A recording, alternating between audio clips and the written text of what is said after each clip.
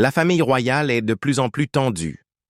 Un fait surprenant est que la reine Camilla a été interdite d'assister à la fastueuse célébration du 60e anniversaire de la duchesse Sofia. Qu'est-ce qui a motivé ce choix audacieux? Est-ce le dernier signe que la famille royale est divisée? Suivez avec nous le drame royal qui provoque des tensions au palais de Buckingham. Qu'en pensez-vous? Sofia avait-elle raison de refuser à Camilla une célébration d'anniversaire, ou était-ce un affront royal injustifié? Si vous êtes d'accord avec le choix de Sofia, laissez un 1. Si vous pensez que Camilla aurait dû être invitée, laissez un 0. Voyez comment nous découvrons la vérité cachée. La fête du 60e anniversaire de la duchesse Sofia a été entachée par des disputes royales. La conduite raffinée mais modeste de la duchesse Sofia d'Édimbourg s'est reflétée dans la belle mais simple célébration de son 60e anniversaire. Plutôt que d'opter pour des fêtes royales élaborées, elle a choisi un événement modeste qui reflétait son comportement raffiné mais accessible. L'événement a eu lieu dans sa maison de Bagshot Park, une résidence célèbre pour sa beauté et son charme. L'ambiance était chaleureuse, avec des arrangements floraux bien placés et un éclairage délicat qui mettait en valeur la scène sans être trop chargé. Chaque élément reflétait le goût royal mais sensé de Sofia, créant un mélange magnifique d'élégance et de minimalisme. Tout le monde a apprécié un somptueux repas comprenant une variété de mets inspirés des plats favoris de la duchesse. Un quatuor à cordes assurait l'accompagnement musical, créant une atmosphère sophistiquée. Parmi les invités se trouvaient des amis intimes, des membres éminents de la royauté et des personnalités distinguées qui ont marqué la vie de Sofia. Debout, fièrement aux côtés de son épouse, le prince Édouard souriait. La princesse Anne arriva plus tôt avec des membres importants de la dynastie Windsor. Sofia et la princesse Anne sont des amies intimes. La signification des célébrations d'anniversaire a été renforcée par la présence du prince William et de la princesse Catherine. L'occasion a mis en lumière les connexions prestigieuses de Sofia au sein de la famille royale et au-delà. Malgré le grand nombre de personnalités présentes, l'absence de la reine Camilla s'est fait remarquer. Au fur et à mesure que la soirée avançait, des rumeurs ont commencé à circuler parmi les invités. Certains se demandaient si l'absence de Camilla était due à un conflit d'agenda ou à quelque chose de plus significatif. Selon certaines sources, des rapports indiquaient que Sofia avait délibérément décidé de ne pas inviter la reine consort à son événement important.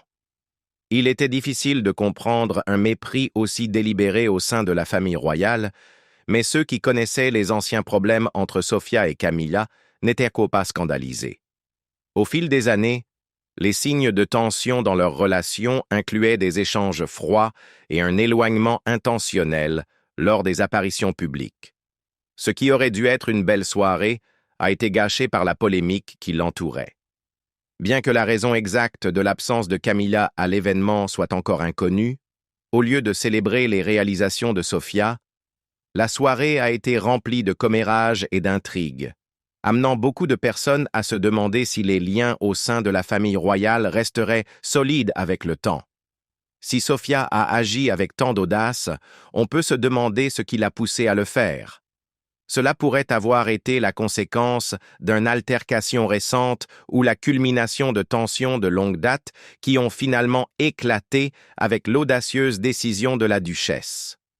La rivalité silencieuse qui forgeait leur relation a des racines profondes.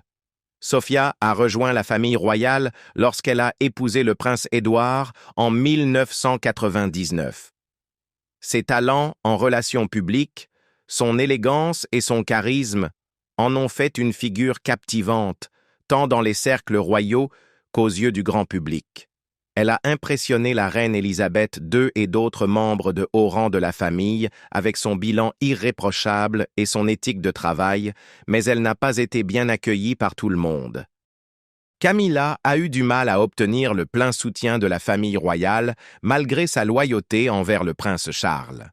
À l'époque, elle avait fait beaucoup d'efforts pour changer l'image que le public avait d'elle après le scandale entourant sa liaison avec Charles, alors marié à la princesse Diana. Le palais et le public en général continuaient de se montrer sceptiques à l'égard de Camilla, même après que Charles ait affirmé son importance dans sa vie. L'arrivée de Sofia, une nouvelle venue populaire et attrayante, a mis en évidence les luttes continues de Camilla. Les rumeurs de disputes secrètes existent depuis le début. Apparemment, Camilla était préoccupée par l'adaptation facile de Sofia à la vie royale, surtout parce que la reine Élisabeth ne tarda pas à sympathiser avec elle. À l'époque, la famille royale se remettait encore du choc de la relation tumultueuse et de la rupture de Charles et Diana. C'est pourquoi le caractère calme et imperturbable de Sofia a été une distraction agréable.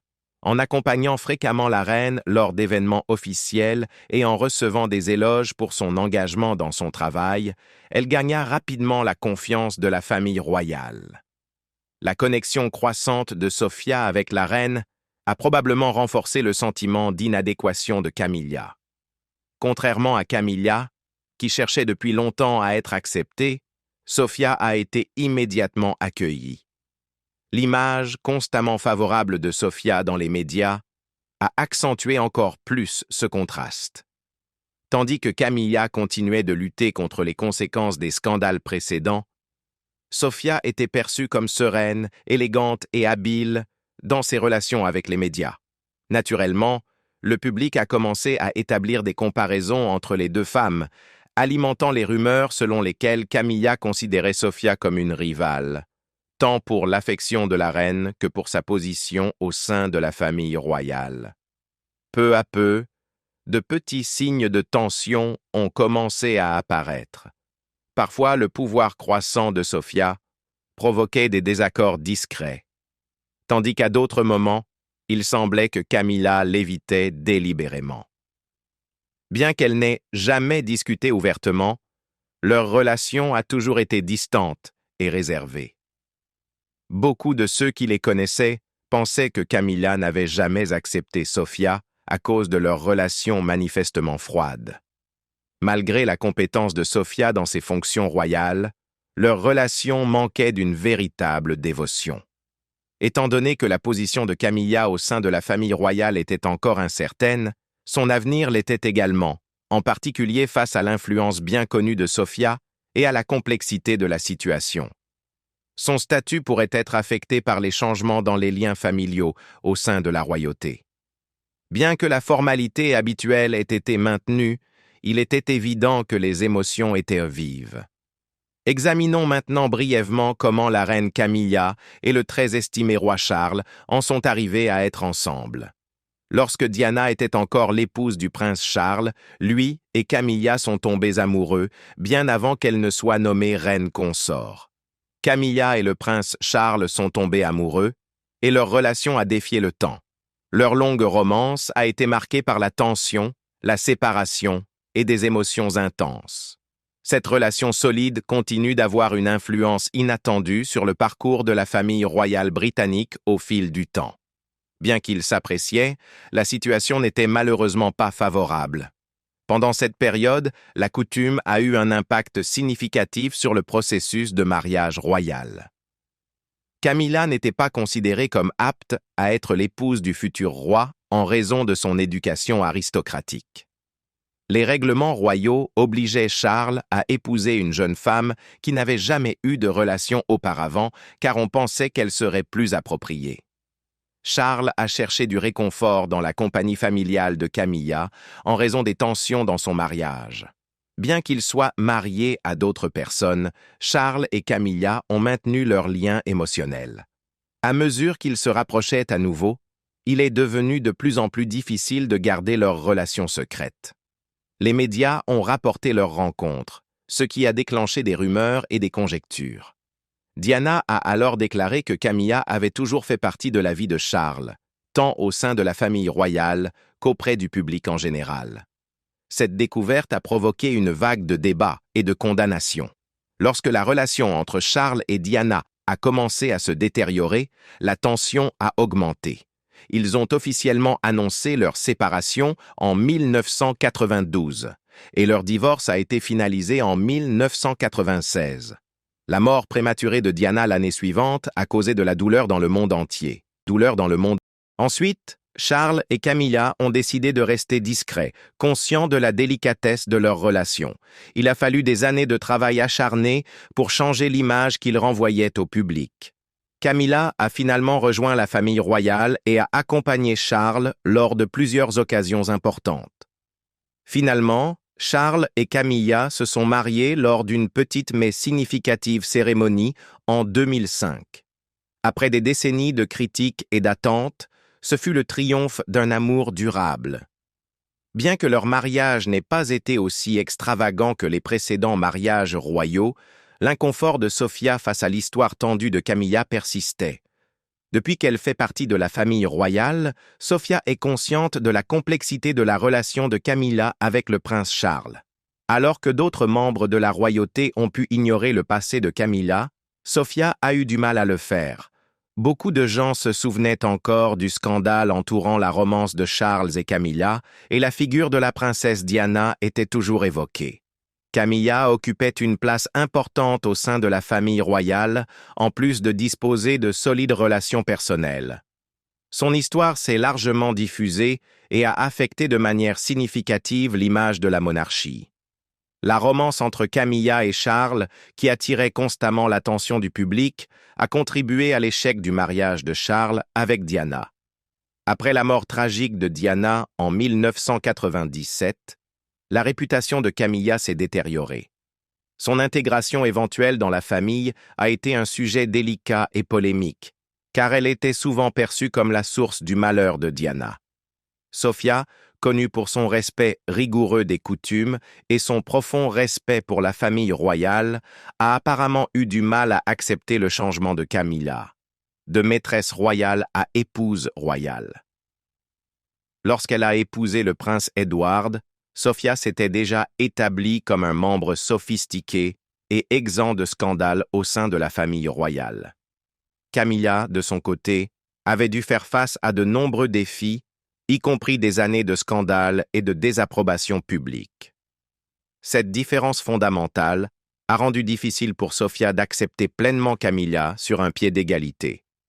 Au début des années 2000, les disparités entre les deux dames sont devenues plus marquées. Sofia et Edward géraient leurs responsabilités royales avec modernité et rigueur, tandis que le rôle de Camilla était flou. Elle n'était toujours pas mariée à Charles et tentait encore de gagner l'approbation du public. Cependant, la relation étroite entre Sofia et la reine Élisabeth II mettait en évidence la distance considérable qui les séparait. Beaucoup de gens nourrissaient encore des soupçons à propos de Camilla, mais Sofia était perçue comme un membre fiable et respecté de la famille royale. Malgré leur apparente camaraderie, il existait des tensions sous-jacentes entre Sofia et Camilla. Bien qu'elles se montraient courtoises en public, leurs interactions manquaient d'intimité et de chaleur. Sofia et Camilla se comportèrent de manière formelle et distante l'une envers l'autre, contrairement à d'autres femmes de la royauté qui montraient fréquemment des signes d'amitié. Selon des experts en langage corporel, Sofia veillait à maintenir une attitude professionnelle dans toutes ses interactions. Camilla, en revanche, semblait constamment mal à l'aise en sa présence. Il y avait des moments où il semblait qu'une bataille secrète pour le contrôle était en cours. Certains experts en royauté affirment que, consciente de son image partagée, Camilla faisait parfois exprès de se faire remarquer pour détourner l'attention de Sofia. Peu importe si ce fut un geste délibéré ou le résultat des angoisses de Camilla, cela a renforcé la conviction de Sofia que la position de Camilla au sein de la famille royale était complexe. En fin de compte, le malaise de Sofia vis-à-vis de Camilla ne venait pas d'une animosité personnelle, mais d'un profond respect pour l'honneur et la réputation de la monarchie. Sofia percevait Camilla comme un symbole d'une époque difficile dans l'histoire de la famille royale, une période qui avait causé de la souffrance tant à l'institution qu'au public. Bien que Sofia ne s'opposât jamais ouvertement à la place de Camilla, son refus d'accepter sa présence envoyait un message fort.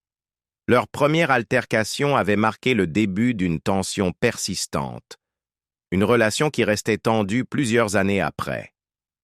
Sofia avait choisi de ne pas inviter Camilla à ses 60 ans Mais il n'était pas clair si cela était dû à des rancœurs anciennes ou à des événements récents ayant ravivé les tensions. Quoi qu'il en soit, ce geste était un signe évident que, malgré le temps écoulé, le passé n'avait pas été oublié. Au-delà de leur histoire personnelle, Sofia et Camilla se livraient également une compétition sur le plan humanitaire. De quelle manière cela influençait-elle leur générosité? Et qui remportait la bataille de la charité? Restez attentifs pour découvrir la réponse. Malgré leurs divergences et leur vision distincte de la vie royale, la reine Camilla et la duchesse de Sofia d'Édimbourg poursuivaient leurs efforts philanthropiques.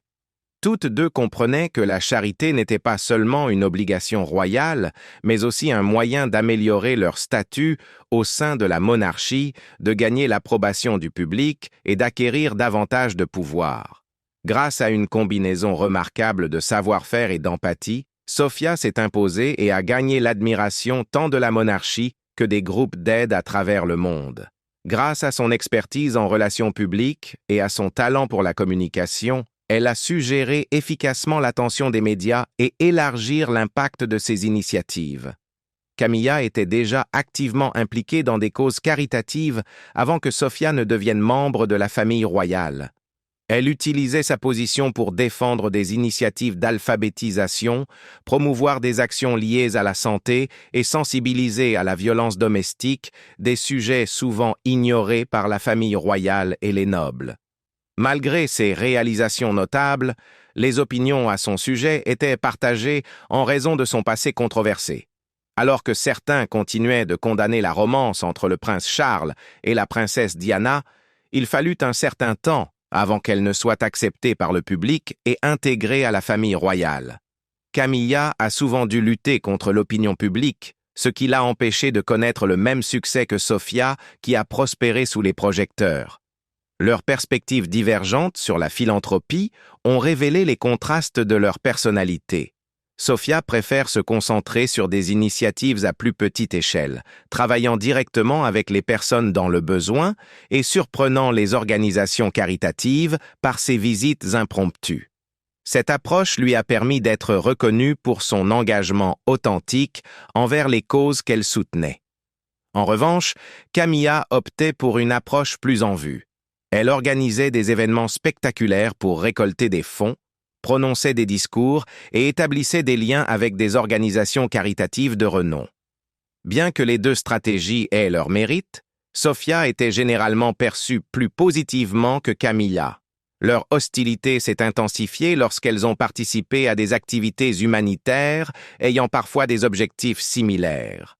Sofia assista à un événement de promotion de l'alphabétisation des enfants en 2004 qui attira beaucoup l'attention des médias, peu de temps après que Camilla ait lancé une campagne d'alphabétisation similaire.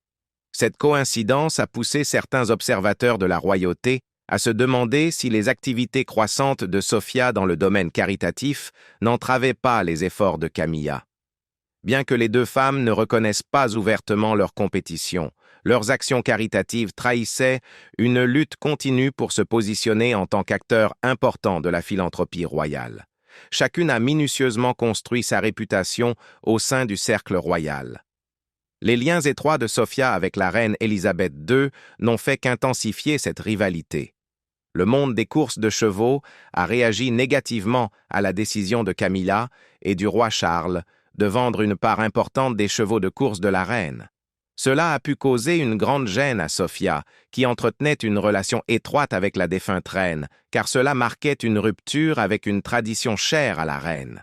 Avec ce choix de Camilla, une nouvelle ère a commencé, où des traditions bien ancrées ont été modifiées ou mises de côté. Camilla a eu un impact décisif lors de cette occasion historique. Il était évident que Camilla s'éloignait de plus en plus de Sofia, même si elle consolidait sa position de reine consort. Alors que le pouvoir de Sofia s'érode rapidement, Camilla a consolidé sa position en tant que chef de la famille royale. Ce changement dans la dynamique a probablement influencé la décision de Sofia de tenir Camilla à l'écart des célébrations de son 60e anniversaire. La relation entre Camilla et Sofia a évolué au fil du temps, passant d'un équilibre prudent d'obligations à un contraste marqué dans leur rôle au sein de la monarchie. Commençons par le sujet. Malgré l'exclusion de Camilla de la célébration de l'anniversaire de Sofia, plusieurs événements controversés ont eu lieu. Quels sont ces sujets marquants et quel lien entretient Camilla avec eux? La réaction de Sofia à la liste des invités pour ses 60 ans est essentielle, car pour elle, la duchesse d'Édimbourg accorde plus d'importance aux rencontres personnelles et significatives qu'à l'organisation de fêtes ostentatoires. Elle était très sélective quant aux personnes qu'elle invitait, veillant à inclure des figures importantes de la royauté, ainsi que ceux qui ont eu un impact significatif sur sa vie, comme ses proches et amis intimes. Elle a aussi inclus des personnalités influentes de son entourage. Son objectif était de créer une atmosphère agréable, mais aussi privée et dénuée d'extravagances inutiles. Cependant, alors que la célébration était en préparation, un membre de la famille royale suggéra d'inclure Camilla, l'actuelle reine consort, parmi les invités potentiels. La réponse de Sofia fut claire et rapide, comme pour exprimer son mécontentement face à la présence de Camilla à son événement. On raconte qu'elle roula des yeux, manifesta son agacement et fit passer son désaveu par ses expressions faciales. En réponse, il y eut le commentaire de Sofia. Camilla exprima son mécontentement face aux informations qu'elle avait apprises. Bien qu'elle fût la reine consort, elle estimait que son statut méritait d'être respecté, indépendamment de ce que d'autres membres influents de la famille royale pensaient d'elle. Personnellement, elle croyait qu'elle devait être honorée. L'intensité de son rejet se fit plus marquée lorsqu'elle découvrit que son exclusion n'était pas un malentendu, mais bien une décision délibérée, fondée sur des critiques concernant son comportement. Le fait que Sofia fût proche de la reine Élisabeth II et qu'elle fût choquée par certains comportements de Camilla, notamment après la mort de la reine, signifiait que son mécontentement allait au-delà de simples différends personnels. Une des actions qui causa une grande souffrance à Sofia fut la décision de Camilla de vendre les précieux chevaux de course appartenant à la reine qui en était la propriétaire. Sofia estimait que ces actes démontraient un manque de respect envers l'héritage de la reine et que Camilla guidait la monarchie sur un chemin qu'elle désapprouvait profondément. Lorsqu'elle apprit que Sofia avait pris la décision délibérée de ne pas l'inviter à sa fête d'anniversaire, Camilla fut envahie par une colère intense. Elle sembla remettre en question l'autorité de Sofia pour l'exclure de l'événement et envisagea même de faire une apparition surprise dans le but de souligner son rôle de reine consort. Des sources proches de la famille royale ont indiqué que Camilla saisit cette opportunité pour affirmer sa position et rappeler à ceux qui lui étaient hostiles qu'ils ne pouvaient ignorer son pouvoir.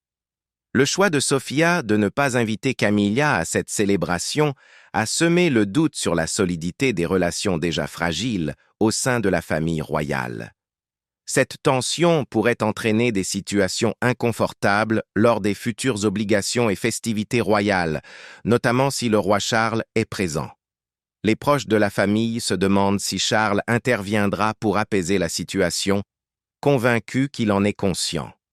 En cas de tentative de réconciliation forcée, il reste à savoir si Sofia acceptera ou si elle s'y opposera. Les réactions du public face à cette confrontation ont été diverses. Certains redoutent que le rejet de la reine consort n'entraîne d'autres complications à l'avenir, tandis que d'autres perçoivent les actions de Sofia comme une affirmation courageuse de ses limites. Sofia pourrait rencontrer des difficultés à cause du statut déjà bien établi de Camilla au sein de la famille royale, mais grâce à son réseau étendu et à son influence auprès de la royauté, elle reste une figure puissante. La grande question demeure. Sofia et Camilla pourront-elles réparer leurs relations fracturées dans un contexte où l'unité et l'image publique sont cruciales pour la monarchie? Certains observateurs estiment que leur sens du devoir finira par les pousser à apaiser leurs différends, tandis que d'autres estiment que leur animosité est trop profonde pour qu'une véritable trêve soit possible. Si le roi Charles intervient pour gérer le conflit, cela pourrait soit exacerber leurs divergences, soit les rapprocher. Si cette dispute persiste, elle pourrait avoir des répercussions à long terme sur la monarchie. Les décisions royales futures risquent d'être influencées par cette rivalité et les réunions familiales pourraient devenir de plus en plus tendues. Les amateurs de royauté sont impatients de suivre l'évolution de ce drame, car il est difficile de savoir comment les membres de la famille sont désormais liés. La famille royale semble visiblement perturbée par ce camouflet lors de l'anniversaire. Cette dispute restera-t-elle confinée aux murs du palais ou Camilla réagira-t-elle, provoquant davantage de tension? N'oubliez pas de liker, de vous abonner et d'activer la cloche de notification. Cliquez sur la vidéo à l'écran pour découvrir d'autres secrets de la royauté.